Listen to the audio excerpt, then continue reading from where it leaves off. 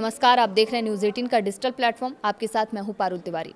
Middle east में जारी जंग के कारण हालात काफ़ी खराब हो गए हैं। ईरान और इजराइल अमेरिका के बीच बढ़ता तनाव, जिसका असर हॉर्मुज की खाड़ी पर पड़ा है।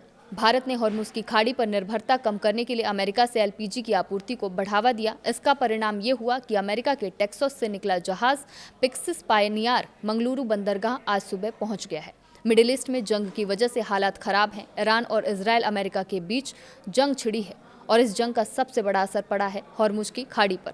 वो पतला समुद्री रास्ता जिससे दुनिया का 20% तेल और गैस गुजरता है।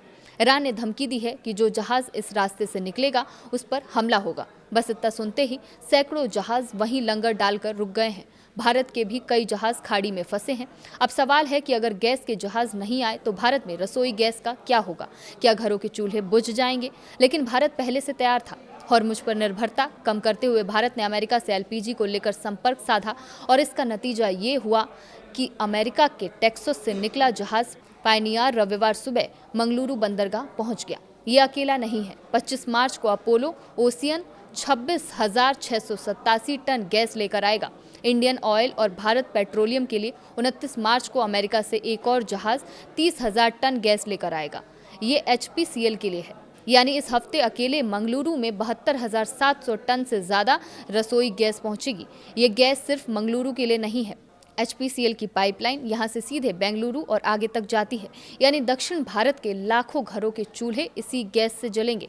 हॉर्मुज में जंग चल रही है, रास्ता बंद है, लेकिन भारत ने वक्त रहते अमेरिका का रुख किया और सप्लाई बनाए रखी।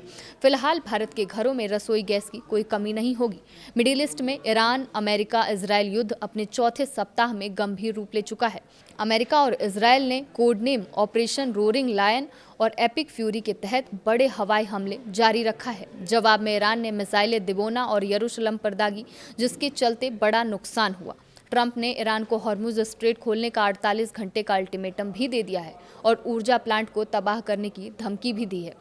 गाजा, सीरिया और रेड सी में भी संघर्ष जारी है। अब तक 1400 से अधिक ईरानी मारे जा चुके हैं और क्षेत्र की सुरक्षा गंभीर रूप से खतरे में है।